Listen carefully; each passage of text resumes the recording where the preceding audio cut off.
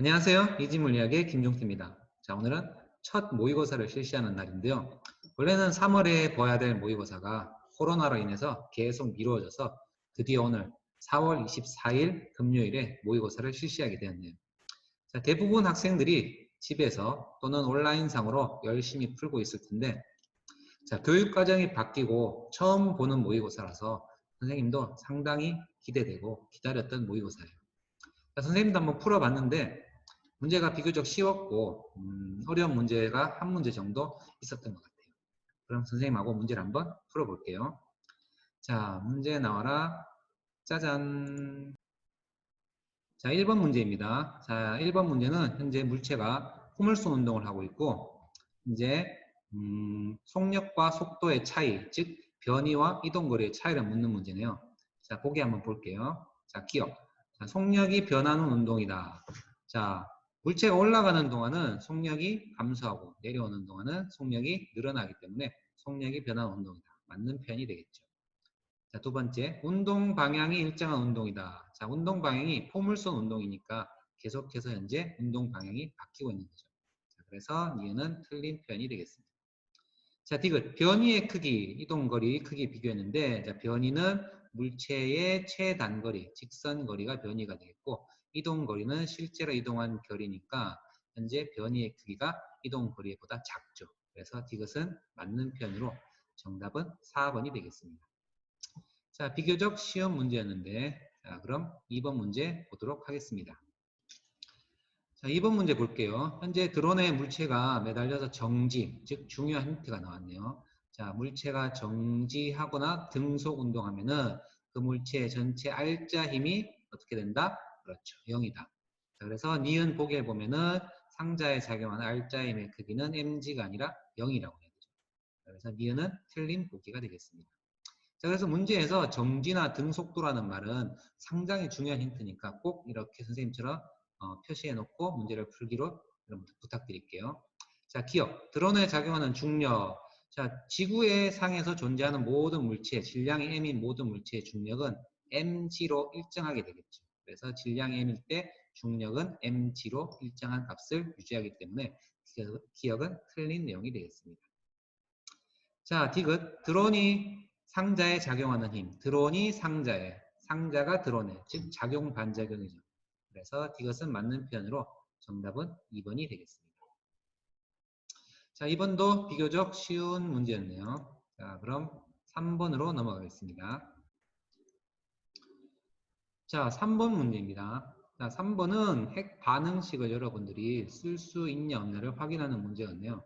자, 그래서 이 수소 핵융합 반응을 선생님이 핵 반응식을 한번 나타내 볼게요.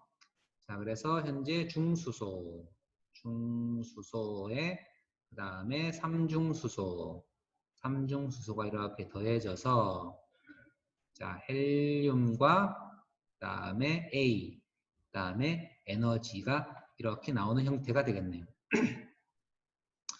자, 기억 A를 물었네요. 자, A가 뭔지 우리가 확인하기 위해서 이제 핵 반응식을 맞춰보면 되겠죠.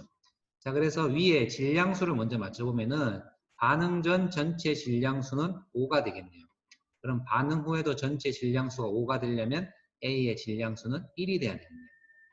자, 그 다음에 아래쪽에 현재 양성자, 즉 원자 번호가 반응 전 전체 양성자 수 합하면 2가 되고, 자, 반응 후에도 2가 돼야 되기 때문에 A의 양성자 수는 0이 돼야 되겠네요. 그래서 양성자 수 0, 질량수가 1인 물질은 바로 중성자가 되겠죠. 자, 그래서 기억은 맞는 표현이 되겠습니다. 자, 두 번째 니은 핵융합 반응이다. 맞는 표현이죠.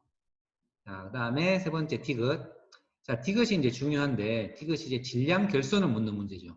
자, 그래서 반응 전, 반응 후에 질량이 줄어들면서 그 줄어든 질량 값이 바로 이렇게 에너지의 형태로 바뀌는 거죠. 질량 에너지 등가의 원리에서. 자, 그래서 수소의 이 질량은 이 전체 반응 전 질량에서 중성자 값을 이 뺀 값보다 질량이 약간 줄어들어야 되겠죠. 그래서 이 값보다 작아야 되는 형태로 질량이 존재해야 되겠죠. 그래서 기억 니은 정답 3번이 되겠습니다. 자, 핵 반응식을 통해서 질량 결손까지 연결되는 문제였는데 참신한 문제 같았어요. 여러분들 한번 정리해 줄 수 있도록 부탁드릴게요. 자, 4번 문제 볼게요. 자, 4번 문제는 이제 운동 방정식을 이용해서 문제를 푸는 문제 같아요. 자, 그래서 이런 문제가 나오면은 뭘 제일 먼저 구하면 되죠? 그렇죠. 가속도를 먼저 구하면 되겠죠. 자, 그래서 가속도를 구하기 위해서 이제 질량을 살펴봤을 때, 질량은 B가 A의 4배라고 했으니까 A의 질량을 우리가 M이라고 한다면은 B의 질량을 우리가 4M으로 나타낼 수 있겠네요. 자, 그래서 가는 이렇게, 나는 현재 이렇게 연결되어 있네요. 자, 첫 번째, 이제 가의 가속도를 한번 구해보면은, 자, 전체 질량은 두 개가 함께 움직이니까 5m이 되겠고, 전체 힘은 이 B의 중력인 4mg가 아래로 작용하면서 이 4mg에서 전체 두 개가 함께 움직이는 형태네요. 그래서 전체 알짜 힘은 4mg가 되면서 가속도는 5분의 4g가 되겠네요. 자, 두 번째 나도 마찬가지로 가속도를 한번 구해보면은 전체가 같이 움직이니까 질량이 5m. 그 다음에 전체 알짜 m은 이번엔 A의 중력에 의해서 움직이니까 mg가 되면서 전체 가속도는 5분의 1g가 됩니다. 자, 그래서 현재 가속도를 비교했을 때 가속도가 A가 B보다 4배가 크다는 걸 알 수 있겠네요. 자, 그래서 선생님은 이제 시간을 구해볼 때 어떻게 구했냐면은, 시간 속도 그래프를 한번 그려봤어요. 그래서 이렇게 시간 속도 그래프로 나타내 봤을 때, 자, 이제 가속도가 4대 1이니까 이 가속도는 이 그래프의 기울기죠. 그래서 기울기가 이렇게 4대 1이 돼야 되고, 자, 그 다음에 이 면적이 같아야 되죠. 왜냐면은 이동 거리가 L로 같기 때문에. 그래서 첫 번째의 가속도를 선생님이 그냥 계산하기 쉽게 이렇게 4로 나타내 봤고요. 자, 두 번째 상황에 나의 가속도를 1로 나타내기 위해서 여기에 2, 그 다음에 2라는 값을 이렇게 집어넣으면은 이 면적이 현재 2로 같게 되겠죠. 자, 그래서 그래프를 이렇게 그려봤을 때 가의 시간이 1이 되겠고 이게 T1이 되겠네요. 나의 시간이 2, T2가 되면서 현재 T1분의 T가 T2가 2라는 값을 여러분들이 찾으실 수 있으실 거예요. 자, 그래서 이런 식으로 시간 속도 그래프를 이용해서 가속도를 그래프로 활용한 시간을 한번 구해본 문제였습니다. 자, 다음은 5번 문제를 한번 풀어보도록 할게요. 자, 5번 문제입니다. 자, 5번 문제는 강자성체, 상자성체, 반자성체를 구별하는 문제 같네요. 자, 현재 기억 먼저 볼게요. 자, 기억 A가 끌려온다라고 했는데, 자, 첫 번째 N극을 가까이 됐을 때 A가 밀려난다는 얘기는, 자, 이 A 물체는 바로 뭐? 그렇죠. 반자성체라는 거 여러분 알 수 있겠고, 그 다음 현재 B는 끌려온다고 했기 때문에 B는 상자성체나 또는 강자성체 물질이 있다는 걸 여러분들이 예상할 수 있어야 되겠죠. 자, 그럼 기억 볼게요. 자, 기억 A가 끌려온다. 자, 기억 A는 현재 반자성체니까 S를 갖다 대든 B, N극을 갖다 대든 서로 밀어내는 성질을 갖게 되겠죠. 그래서 기억은 틀린 내용이 되겠습니다. 자, 그 다음에 두 번째, 유리막대는 강자성체이다. 자, 유리막대는 현재 반자성체가 되겠죠. 자, 그래서 이은도 틀린 내용이고, 자, B에는 외부 자기장과 같은 방향으로 자기화되는 물질이 있다. 현재 끌려오기 때문에 B의 물질은 어떤 상자성체나 강자성체로 외부의 자기장과 같은 방향으로 자기화되는 그런 성질을 띠고 있죠.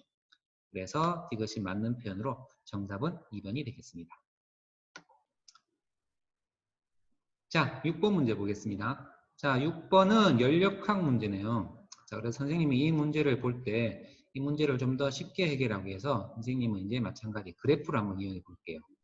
자, 그래서 압력과 부피에 관련된 그래프를 이렇게 나타내 봤을 때, 자, 현재 T0인 상태를 여기라고 임의로 정해 놓을게요. 그래서 T0인 상태를 이렇게 적어 놓고, 자, T1인 상태는 등압 팽창, 즉 등압 팽창이라는 얘기는 압력이 일정한 상태로 변한 거죠. 그래서 이렇게 변한 요 지점을 우리가 T1이 되겠고, 자, 그 다음에 두 번째 T2로 변한 과정은 단열 팽창이네요. 그러면 단열 팽창은 현재 이런 식의 그래프 변화가 일어나겠죠. 그래서 이게 T2가 되겠죠. 자, 그래서 연력학에서 이제 온도를 비교하라 그랬는데, 자, 연력학에서 이제 온도는 바로 뭐와 같죠? 그렇죠. 그래서 이 압력과 부피의 이 곱한 값은 바로 온도와 비례한다는 사실을 이용해서 이 압력과 부피의 곱한 값을 비교해 봤을 때 현재 T1이 가장 크고 그 다음에 T0, 그 다음에 T2의 순서대로 이렇게 된다는 걸 여러분들이 확인하실 수 있으실 거예요. 자, 그래서 정답은 4번이 되겠습니다. 자, 연력학에서 비교적 참신한 문제였는데, 자, 연력학에서 이 PV 그래프를 이용해서 문제를 한번 해결해 봤습니다. 자, 다음은 7번 문제 볼게요. 자, 7번은 특수상대성 이론 문제네요. 자, 특수상대성 이론 문제, 자, 보기 먼저 한번 살펴보겠습니다. 자, 1번. A가 관측할 때 B의 속력은 0.6C보다 크다. 자, A는 현재 0.6C로 운동을 하고 있고, 그렇다면 A가 B를 봤을 때 마찬가지 B가 이쪽으로, 왼쪽으로 0.6C로 운동하는 것처럼 보이겠네요. 자, 그래서 1번은 틀린 내용이 되겠습니다. 자, 2번. A가 관측할 때 광원과 Q 사이의 거리는 L이다. 자, L 값은 뭐냐면은, 현재, 광원과 P 사이의 거리를 누가? 그렇죠. A가 본 거리죠. 자, 근데 여기서 문제에 주어진 힌트는, 자, A가 봤을 때 광원에서 이렇게 나온 이 빛이 P와 Q에 동시에 도달했대요. P와 Q에 동시에. 근데 A가 봤을 때는 P는 광원에서부터 이렇게 멀어지고 있고 그 다음에 Q는 광원 쪽으로 이렇게 가까워져서 만약에 이 두 거리가 같다면은 Q에 먼저 도착하는 게 정상이죠. 근데 동시에 도착했대요. 두 사이에. 그렇다면은 어떻게 된 일이죠? 그렇죠. 이 P와 광원 사이의 거리보다 Q와 이 광원 사이의 거리가 멀었던 거죠. 그래서 이 거리가 L 값보다 크면서 동시에 도달하는 그런 현상이 생긴 거죠. 자, 그러면 2번 볼게요. 자, A가 관측할 때 광과 Q 사이의 거리는 L이다. 자, 그래서 L보다 어떻게? 그렇죠. 커야 되죠. 자, 그래서 2번도 틀린 내용이 되겠습니다. 자, 3번. B가 관측할 때 빛은 Q보다 P에 먼저 도달한다. 자, B가 도착했을 때 빛은 자, B가 봤을 때는 현재 광원에서의 거리가 P보다 Q 쪽이 더 멀기 때문에 P 쪽에 먼저 도달하는 걸 알 수 있겠죠. 자, 그래서 Q보다 P에 먼저 도달한다. 3번은 맞는 표현이 되겠네요. 자, 4번 볼게요. 자, B가 관측할 때 A의 시간은 B의 시간보다 느리게 간다. 자, B가 관측할 때 A는 운동을 하기 때문에 운동하는 물체를 봤을 때 관측자가 봤을 때 시간은 어떻게 된다? 자신의 시간보다 느리게 가죠. 그래서 4번도 틀린 내용이 되겠습니다. 자, 5번. 광원에서 P로 진행하는 빛의 속력은 A가 관측할 때 B가 관측할 때 즉 광속 불변의 원리에 의해서 누가 관측하더라도 빛의 속도는 같아야 되죠. 그래서 정답은 3번이 되겠습니다. 자, 다음은 8번 볼게요. 자, 8번은 전자기 유도 현상의 대표적인 요즘 많이 쓰는 예인 무선 충전의 원리네요. 자, 보기 한번 볼게요. 자, I가 증가할 때 B의 유도 전류가 흐른다. 자, 유도 전류가 흐르기 위해서는 즉 자기장의 변화가 있어야 되죠. 그래서 이 무선 청정기에서의 전류의 변화가 생길 때마다 발생하는 자기장의 변화에 의해서 이 코일에 유도 전류가 발생하고 그렇게 해서 충전되는 원리가 되겠죠. 그래서 자기장의 변화를 일으키는 이 전류가 변해야지만 자기장이 변화되고 그래서 그 자기장의 변화에 의해서 유도 전류가 발생하는 그런 과정이기 때문에 기억은 맞는 표현이 되겠죠. 자, 그래서 기억은 맞고 자, 두 번째 I가 감소할 때 마찬가지 전류가 이 충전기 코일에서 들어오는 전류의 변화에 의해서 자기장이 변하기 때문에 전류가 증가할 때나 감소할 때나 둘 다 유도 전류가 흐르게 되겠죠. 자, 그래서 니은은 틀린 표현이 되겠습니다. 자, 무선 충전은 전자기 유도 현상을 이용한 표현이다. 맞죠? 그래서 정답은 3번이 되겠네요. 자, 비교적 쉬운 문제인데도 계속해서 자주 나오고 있는 형태의 우리 실생활의 예니까 여러분들 꼭 한번 기억할 수 있도록 부탁드릴게요. 자, 다음 9번 볼게요. 자, 9번은 자, 9번은 도체와 절연체를 찾는 문제네요. 자, A에 연결했더니 전류가 흐른다는 얘기는 A는 도체가 되겠고 B에 연결했을 때 전류가 흐르지 않으니까 B는 절연체가 되겠네요. 자, 보기 볼게요. 기억 A는 도체이다. 맞고 니은 전기 전도성은 A가 B보다 좋다. 맞는 표현이네요. 자, 세 번째. 자, B는 반도체에 비해서 원자가 B와 전도띠 사이의 띠 간격이 크다. 자, 반도체와 절연체의 차이는 바로 이 원자가 띠와 전도띠 사이의 이 띠 간격의 차이가 클수록 여기에 있는 원자가 띠에 있는 이 전자가 전도띠로 가기 힘들기 때문에 이 띠 간격이 클수록 그만큼 전기 전도성이 낮게 되겠죠. 그래서 이 띠 간격은 바로 절연체가 반도체보다 크게 되겠죠. 그래서 이것은 맞는 표현이 되겠습니다. 자, 이렇게 해서 정답은 5번이 되겠습니다. 자, 다음은 10번 보겠습니다. 자, 10번 볼게요. 자, 10번은 전류에 의한 자기작용을 묻는 문제네요.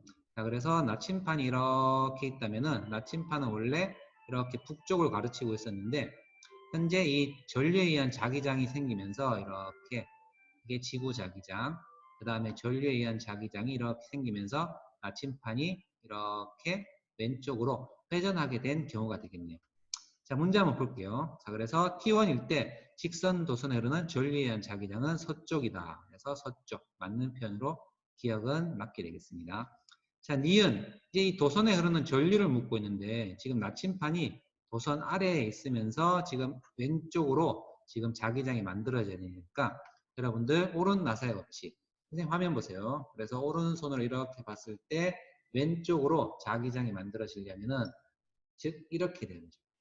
그래서 엄지손가락이 위로 가는 방향으로 엄지손가락이 위로 가는 방향으로 되면서 이렇게 엄지손가락이 위로 가는 방향이 되면서 자기장이 이렇게 해서 아래쪽에 이렇게 돌면서 생기겠네요. 자, 그래서 엄지손가락 방향이 전류의 방향이니까 전류의 방향은 도선의 이렇게 북쪽 방향이 되겠네요. 그러면 전류는 플러스에서 마이너스로 흐르니까 단자 A가 플러스, 그 옆에 있는 단자가 마이너스가 되면서 이유는 맞는 표현이 되겠습니다. 자, 디귿. 자칫 N극의 북쪽과 이루는 각은 T2일 때가 T1일 때보다 크다. 자, 현재 지금 T2일 때 전류가 더 크니까 당연히 전류가 크면은 이 전류에 의한 자기장이 더 크게 발생되면서 이 회전 각도가 더 크면서 나침판이 이런 형태로 회전을 더 많이 하게 되겠죠. 자, 그래서 기억, 니은, 디귿 맞는 보기로 정답은 5번이 되겠습니다. 자, 다음은 11번 보겠습니다. 자, 11번 문제, 현재 에너지 준위 문제인데, 자, 바로 보기 볼게요. 진동수는 A가 B보다 크다. 현재 지금 이 에너지 준위의 이 차이만큼 에너지로 밖으로 이렇게 에너지가 밖으로 나오게 되겠고, 이 에너지 값은 HF, 즉 H는 플랑크 상수, F는 진동수로, 즉 진동수에 비례하는 값으로 에너지가 나온다는 사실을 여러분들 다 알고 있죠. 자, 그래서 진동수는 누가? B가 더 크게 되겠네요. 자, 기억은 틀린 내용이고. 자, 광자 한 개의 에너지는 방금 얘기했죠. 에너지는 진동수에 비례하니까 에너지는 A가 B보다 작게 되겠네요. 그래서 니은 맞는 표현이고. 자, B의 파장을 물었는데 현재 지금 선이 이렇게 하나, 둘, 셋, 네 개가 있는데 전부 다 지금 2번 에너지 껍질로 전자 껍질로 떨어지고 있으니까 선생님이 하나 더 두 개를 더 그려보자면 이렇게 해서 여기는 5번에서 내려오는 거, 그 다음에 이렇게 해서 여기서는 6번에서 내려오는 거, 이렇게 해서 총 A, B, C, D라고 한다면은 자, A가 에너지가 가장 작고 진동수가 가장 작으니까 파장은 가장 길게 되겠죠. 그래서 이게 A, 그 다음에 이게 B 이 선이, 그 다음에 이 선이 C, D 이렇게 되겠죠. 그래서 이렇게 2번으로 쭉 내려오는 이런 형태의 에너지를 가진 우리가 빛의 파장을 다 뭐라 그랬죠? 그렇죠. 발머 계열이고 다 가시광선 영역이다. 자, 여기까지 여러분들 알아주시면 좋을 거예요. 자, 그럼 디귿 봤을 때 B의 파장은 450보다 현재 크죠. 그래서 디귿은 틀린 내용으로 정답은 현재 1번이 되겠습니다. 자, 이렇게 해서 11번 문제였습니다. 자, 12번 문제 볼게요.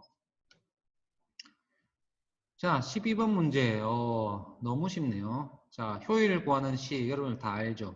자, 효율은 공급해준 에너지분의 한 일의 양.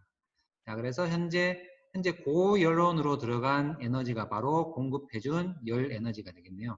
자, 그래서 이 고열원으로 들어간 전체 총 에너지는 바로 저열원으로 나온 이 Q 플러스 W, 이게 전체 총 공급된 에너지가 되겠고, 그 다음에 한 일, 이게 바로 열 효율이 되겠죠. 자, 그래서 정답은 3번이 되겠습니다. 자, 열효율 우리 구하는 공식 한 번 더 해결해 볼까요? 그래서 열효율 구하는 공식, 고열원에 들어가는 걸 Q1, 그 다음에 저열원에 나오는 열을 Q2를 하고 했을 때 전체 Q1분의 W가 되겠고, 이 값을 우리가 다시 한번 쓰자면은 Q1분의 Q1 마이너스 Q2가 되겠죠.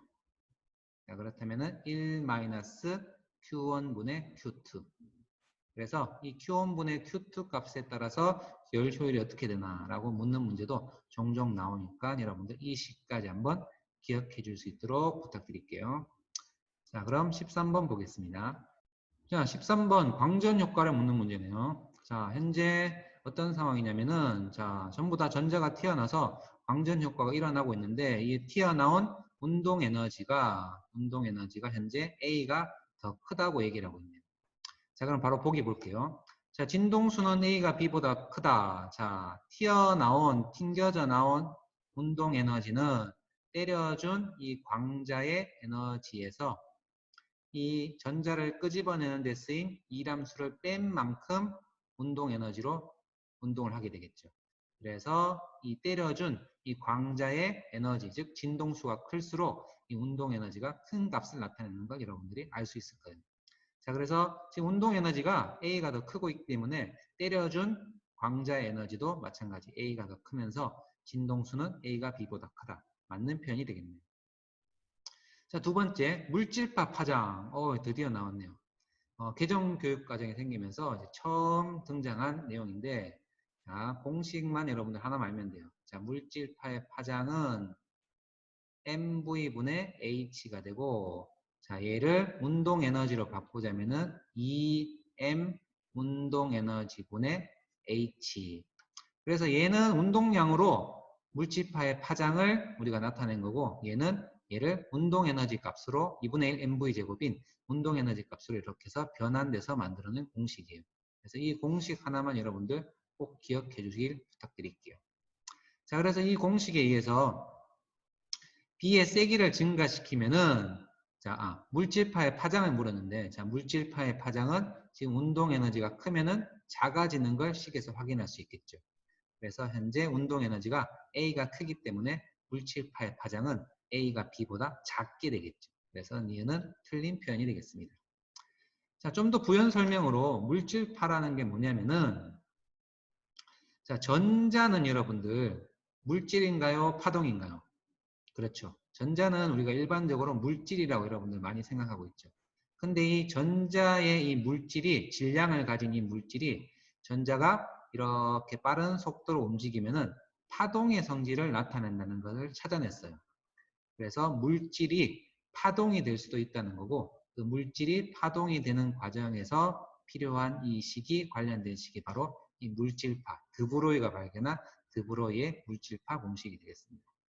그래서 여기서 M은 물체의 질량, V는 속도. 그래서 질량을 가진 물체가 V라는 속도로 움직이면은 람다, 즉 파동의 성질을 일 수 있다. 그런 내용이 되겠고, 여기서 H는 플랑크 상수값으로 일정한 상수값이 되겠습니다.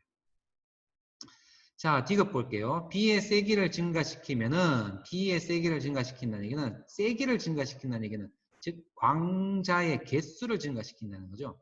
그래서 때려주는 광자의 개수를 증가시키면은 튀어나오는 전자의 개수가 증가하면서 유도 전류, 즉 전류가 세지지, 즉 운동 에너지가 세지지 않아요. 즉 운동 에너지가 세지려면은 강하게 와서 세게 부딪혀야지 세게 튀어나오지, 많이 와서 부딪힌다고 각각 튀어나오는 이 하나의 운동 에너지가 커지진 않는다는 얘기죠. 자, 그래서 이것은 틀린 내용으로 정답은 1번이 되겠습니다.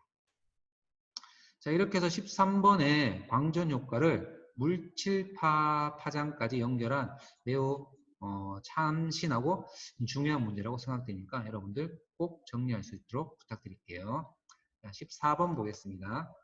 자, 14번 다이오드에 관련된 문제네요. 자, 현재 A 보니까 현재 원자과 전자가 A가 현재 5개면서 원자과 전자가 5개인 바로 우리 그렇죠. N형 반도체를 현재 나타내고 있고 현재 나 그림에서 현재 전류가 흐르고 있기 때문에 순방향 전압이 걸려야 되기 때문에 현재 이쪽이 플러스이기 때문에 X는 우리 P형, Y는 N형이 되고 있네요. 그래서 현재 이 Y쪽에 현재 반도체 A가 연결되고 있다는 걸 확인하실 수 있으시겠습니다. 자, 보기 한번 보면은 자, 옳지 않은 것은 1번 자, A의 원자과 전자 5개 맞는 표현이고 두 번째 A는 N형 반도체에다 맞는 표현이네요. 자, 다이오드 순방향 전압 맞고 현재 X는 A가 아니라 Y가 A가 되겠네요. 그래서 정답은 4번이 되겠습니다. 자, 이렇게 해서 14번이었고 15번 보겠습니다. 자, 15번. 자, 교육과정이 바뀌면서 새롭게 등장한 간섭 문제가 나왔네요. 자, 간섭은 두 가지가 있죠. 그렇죠. 보강 간섭과 상쇄 간섭. 자, 간섭이 일어나는 이유는 뭐 때문이죠? 그렇죠. 두 개의 파동이 이렇게 한 점에서 만났을 때 이 두 개의 파동의 그렇죠. 거리 차에 의해서 파동이 커지면은 어떻게? 보강 간섭. 작아지면은 상쇄 간섭이 되는 거죠. 자, 그럼 보기 한번 볼게요. 자, 기억. Q에서 상쇄 간섭이 일어난다. 현재 P점에서 A에서 파동이 이렇게 오고 B에서 이렇게 왔을 때 이 거리 차에 의해서 현재 P점에서 상쇄 간섭이 일어난대요. 그렇다면 현재 이 사각형이 정사각형이라고 했기 때문에 이 Q점도 이렇게 B에서 온 파동, A에서 온 파동을 이렇게 봤을 때 이 두 개의 파동의 거리 차이가 P점과 Q점이 같죠. 그래서 마찬가지 Q도 상쇄 간섭이 일어난다는 사실을 여러분들이 알 수 있겠어요. 그래서 기억은 맞는 표현이 되겠습니다. 자, 중첩된 소리의 크기. 자, P와 O에서 같다. 현재 P는 상쇄 간섭이기 때문에 파동의 크기가 줄어들 거고 그 다음에 O점은 현재 A에서 온 파동, B에서 온 파동의 경로가 같기 때문에 현재 O점에서는 거리 차이가 같기 때문에 그렇죠. 보강 간섭이 일어나죠. 그래서 P는 상쇄 간섭, O점은 보강 간섭이니까 P에서의 소리의 세기가 더 작게 되겠죠. 그래서 이유는 틀린 표현이 되겠습니다. 자, PQ에서 보강 간섭의 지점은 짝수계다. 자, 이 문제가 조금 까다로웠는데, 자, 잠깐 지우고 볼게요. 자, 이 문제를 우리가 확인하기 위해서 잠깐 경로를 한번 생각해 보면은, 자, 현재 보강 간섭이 일어나는 지점은, 자, 첫 번째 가운데 지점, A하고 B하고의 경로차가 같은 지점. 자, 그래서 보강 간섭이 일어나는 조건을 잠깐 살펴보자면은, 두 파동의 경로차가 반파장의 짝수배가 나는 곳이 바로 보강이 되는 곳이죠. 그래서 이 바깥쪽에 몇 개가 있는지는 현재 몰라요. 하지만 짝수인지 골수인지는 어떻게 알 수 있냐면은 지금 P와 O 사이에서 어떠한 이 짝 경로차가 짝수배가 되는 곳이 이렇게 두 개가 있다면은 좌우 대칭이기 때문에 이 O와 Q 사이에도 이렇게 경로 차이가 짝수가 나는 지점은 이렇게 두 개가 생길 수가 있어요. 그래서 이쪽에 두 개면은 왼쪽에 두 개면은 오른쪽에도 두 개가 되겠죠. 그 다음에 항상 가운데는 경로차가 같기 때문에 항상 보강이 되면서 전체 이 P와 Q 사이에 보강 간섭이라는 곳은 항상 좌우 대칭이니까 짝수에다가 가운데 한 개를 더해져서 항상 홀수가 된다는 걸 여러분들이 알 수 있겠죠. 그래서 조금 상당히 좀 까다로우면서 이런 것을 여러분들이 이해하는 것을 물어보는 문제였어요. 그래서 이것은 틀린 문제로 정답은 1번이 되겠습니다. 자, 간섭 문제가 이제 처음 모의고사에 등장해서 좀 이런 식으로 나오면서 조금 여러분들한테 낯설고 익숙하지 않은데 자꾸 연습하면서 여러분들 걸로 만드는 시간을 좀 가져보도록 해요. 다음 16번 문제 볼게요. 자, 16번 파동의 속력과 하는 시간 한번 볼까요? 속력은 그렇죠. 시간분의 거리, 즉 파동의 시간이니까 파동의 주기분의 파동의 거리인 파장 이렇게 되겠죠. 자, 그래서 나 그래프에서 현재 x축이 시간으로 되어 있으니까 주기를 알 수 있겠네요. 그래서 한 번 진동하는데 걸린 시간인 주기 0.2초를 찾으실 수 있겠고, 자, 현재 B의 속력을 물었으니까 B의 파장을 보면은 B의 파장은 이렇게 해서 요 거리, 즉 4가 되겠네요. 자, 그래서 B의 파장인 4를 이렇게 넣으면은 0.2분의 4, 즉 20cm/s가 되겠네요. 자, 그래서 정답은 4번인데, 자, 여기서 한 가지 여러분들이 체크하고 넘어가야 될 게, 파동이 현재 진행하고 있죠. 그렇죠. 그래서 진행하는 과정에서는 A와 B의 뭐가 같죠? 그렇죠. 진동수가 같죠. 그래서 물질이 파동이 진행하는 과정에서 변하지 않는 값은 진동수이기 때문에 이 진동수는 바로 주기의 역수죠. 그래서 A와 B의 주기가 같다는 걸 이용해서 이렇게 문제를 풀어봤습니다. 자, 정답은 4번이었고, 자, 그럼 17번 문제로 넘어갈게요. 자, 17번 문제 전자기파에 관련된 문제인데, 자, 형광등의 원리를 묻고 있네요. 자, 형광등 내부의 수온에서 방출돼, 그래서 선생님도 처음에 당황했어요. 이게 뭐지? 그러다가 아래로 내려와 보니까, 기억은 살균기능. 살균기능 뭐죠? 자외선. 그래서 이렇게 우리가 찾아볼 수 있겠고, 자, 선생님이 좀 더 형광등 원리를 살펴보면은 이 양쪽에 전압을 걸어주면은 형광등관에 있는 수온에서 방전 효과가 일어나면서 이렇게 자외선을 발생하게 되고, 자, 이렇게 자외선은 다시 형광 물질과 부딪히면서 가시광선을 발생하게 돼요. 그래서 기억은 자외선이 되고 이연은 가시광선이 되겠죠. 자, 그래서 정답은 1번 문제였습니다. 자, 다음은 18번으로 갈게요. 자, 18번 전반사 문제가 나왔네요. 자, 전반사 우리 문제 풀기 전에 전반사의 조건 우리 한번 살펴보고 갈까요? 자, 전반사가 일어나기 위해서는 그렇죠. 요 각을 우리가 임계각, 즉 전반사가 일어나기 시작하는 각이라고 했을 때 항상 이 임계각보다 큰 값으로 입사를 해야지만 전반사가 일어나죠. 그래서 입사각이 임계각보다 커야 된다. 이게 첫 번째 조건이고, 자, 두 번째 조건은 그렇죠. 속도가 느린 매질에서 속도가 빠른 매질 또는 굴절률이 큰 곳에서 굴절률이 작은 곳으로 진행할 때 전반사가 생긴다는 거. 자, 이거 명심하고 문제 한번 풀어보겠습니다. 자, 문제 풀기 전에 이 표를 봤을 때 표가 조금 여러분들 좀 잘못된 게 선생님도 좀 이해하는데 시간이 걸렸어요. 그래서 이 세로축은 매질의 종류가 맞는데 이 첫 번째, 두 번째가 나타나는 게 뭐냐면은 그렇죠. 전반사 여부예요. 그래서 전반사가 일어나냐, 그 다음에 전반사가 일어나지 않냐를 표시해 주는 건데 여기에다가 전반사의 여부라고 한번 써줬으면 좋았을 것 같아요.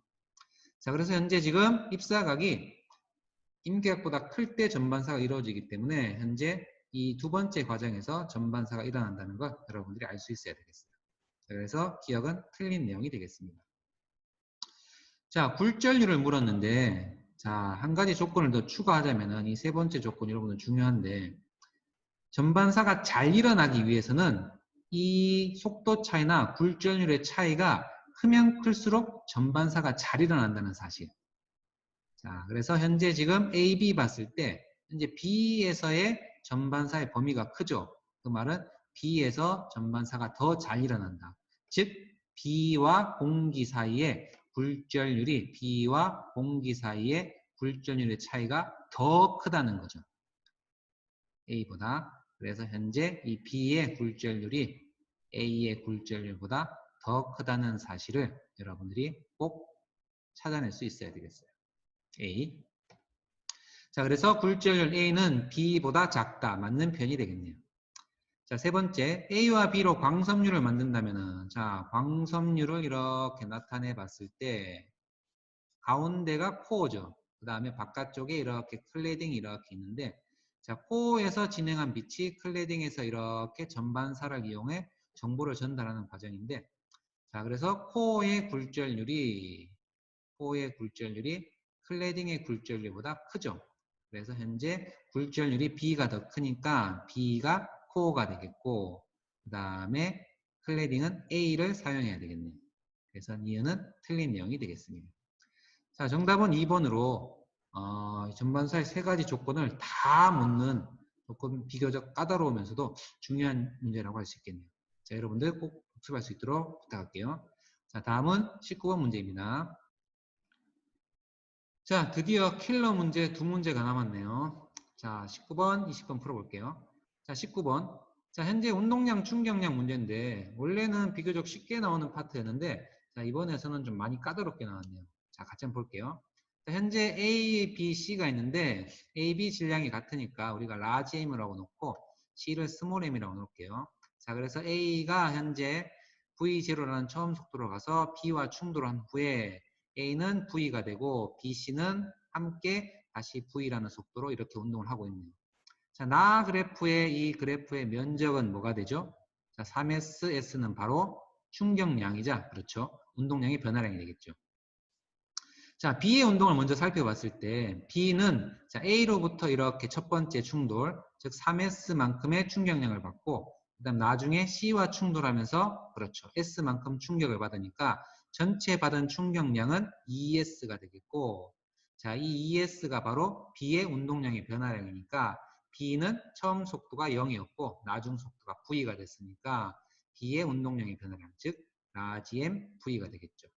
자, 이렇게 해서 C 하나가 나오게 되었고, 자, 두 번째 이제 C를 볼게요. 자, C를 보면은, 자, C는 B에 의해서 이렇게 S만큼 충격량을 받았죠. 그런 후에 V라는 속도로 움직였으니까 S만큼 충격량 받은 양은 B의 운동량의 변화량, 이렇게 되겠죠. 자, 그래서 이 두 식을 연립해서 풀게 되면은, large m은 small em이라는 값을 찾으실 수 있으실 거예요. 자, 그래서 이 차증값을 이용해서 이제 우리가 구하고자 하는 어떤 A의 운동을 한번 살펴보면은, 자, A의 중요한 점은 A는 지금 B로부터 이렇게 3S만큼 충격을 받고 있죠. 자, 그래서 충격량은 마이너스 3S가 되죠. 이 중요해요. 자, 그래서 마이너스 3S는 바로 A의 운동량의 변화량이니까 A의 처음 속도는 V0, 나중 속도는 V니까 3S의 충격량을 받으면서 V0에서 V가 됐죠. 그래서 마이너스 3S는 A의 운동량의 변화량인 large M V 마이너스 V0 이렇게 되겠죠. 자, 그러면 여기서 이제 우리가 large M 값이 2M이라는 걸 찾았고, 그 다음에 이 S라는 값이 우리가 MV라는 값을 알고 있기 때문에, 자, 그 값을 집어넣으면은, 자, 마이너스 3MV는 2MV 마이너스 V0가 되고, 자, 우리가 여기서 구하고자 하는 값은 바로 V0죠. 그래서 V0는 마지막으로 2분의 5V라는 값을 찾으실 수 있을까요? 자, 그래서 정답은 1번인데, 자, 이렇게 이 과정을 생각해내기가 여러분들 쉽지 않아요. 그래서 선생님도 봤을 때 이걸 생각하는 시간이 상당히 많이 걸렸고, 상당히 이런 형태의 문제는 거의 처음 보는 것 같아요. 그래서 여러분들 이번 기회에 꼭 정리해서 여러분들 걸로 만들 수 있도록 부탁드리고, 꼭 좀 체크해서 여러분들 정리해 줄 수 있도록 부탁할게요. 자, 이렇게 해서 19번 문제였습니다. 자, 드디어 마지막 문제네요. 자, 마지막 문제, 킬러 문제. 역시 역학적 에너지 파트에서 나왔네요.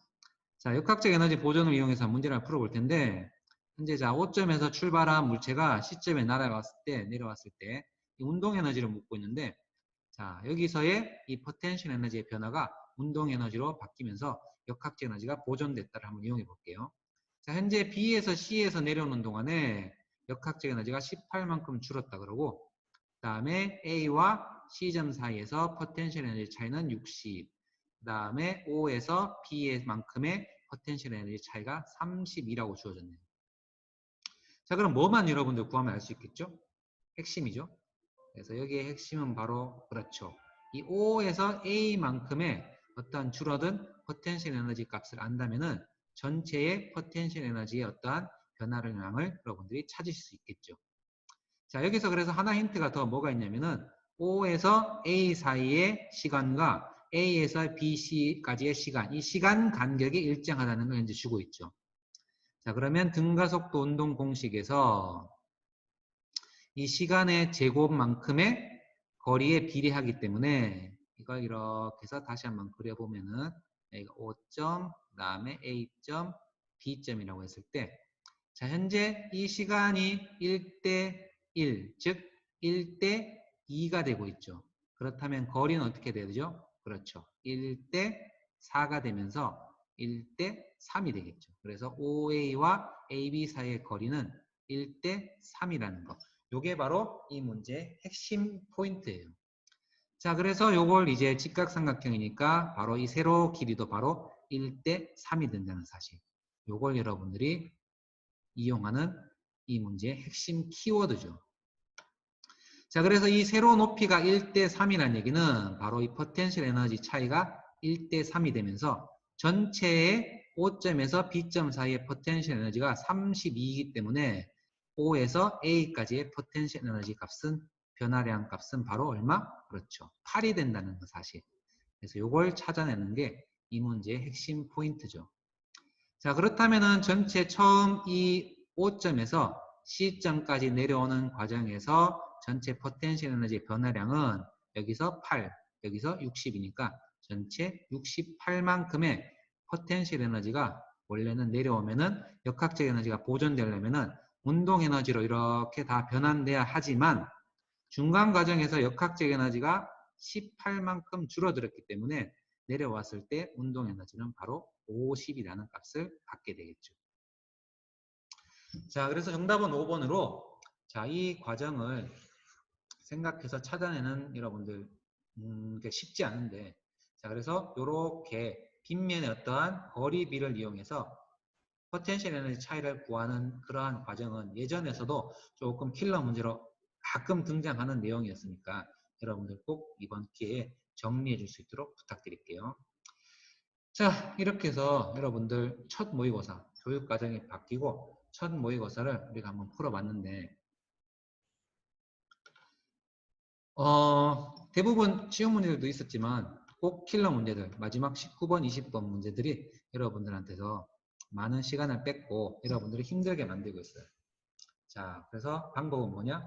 자꾸 풀어보고 이런 문제들이 나올 때마다 노트나 여러분들만의 어떠한 파일에다가 이 문제들만 정리를 해서 이런 유형들을 자꾸 반복해서 여러분들 걸로 만드는 시간을 꼭 가져야지만 다음번에도 이런 유사한 문제가 나왔을 때 여러분들이 풀 수 있으실 거예요.